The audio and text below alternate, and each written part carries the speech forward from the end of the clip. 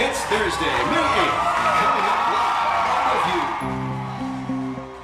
I have mixed feelings. This is how we know Barbara Walters today. Barbara, when you were a kid, maybe, do you remember Judge Crater? Darling, I'm not that old. The elder of The View. I mean, I've done this forever. I created this show. It's my baby. And then not to be on it. I will still continue to be executive producer, but that's not the same. The voice of calm when chaos erupts. I'm the other side. I think it's wonderful. I don't know. I hope that I have it in me to enjoy life without working, that it's not just career. And for decades, that's what she's been to this country. You sorry you didn't burn the tapes? If you ran and you became president, what would they call your husband, first spouse? It sounds like such a terrible word. You gotta go sometime. With The View approaching its 18th year, for the pioneer anchor woman, it's time. I wanted to leave while I was still doing stuff, while I was still vital. I didn't want people to say, is she still here? I'd rather they said, as you just did, Joy, why now? She feels like she's done it all.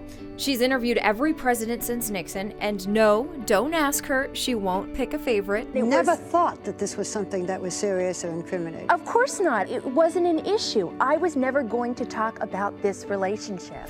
Her 1999 interview with Monica Lewinsky was seen by a record 74 million viewers. Harry Reasoner, Barbara Walters, bring you the news. She also shattered the glass ceiling in 1974 by becoming the first co-host in network news history.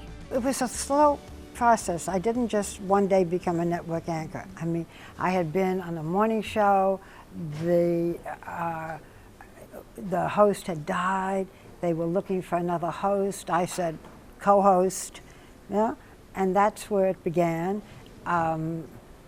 And to be the first female co-anchor of a network news program, I was not successful, but it made it possible for the next one to be successful. So I wasn't just one day. But that role changed everything. And those very difficult early steps are now how she defines her legacy. I want my legacy to be you. I want my legacy to be the young women who have their own careers, who are covering any aspect of the news. When I was beginning, it wasn't that possible. And I was the first co-anchor of a network news program, and I was a terrible failure. So to see all of the women like yourself are doing so well, that's my legacy. If I help to make that happen, that's my legacy.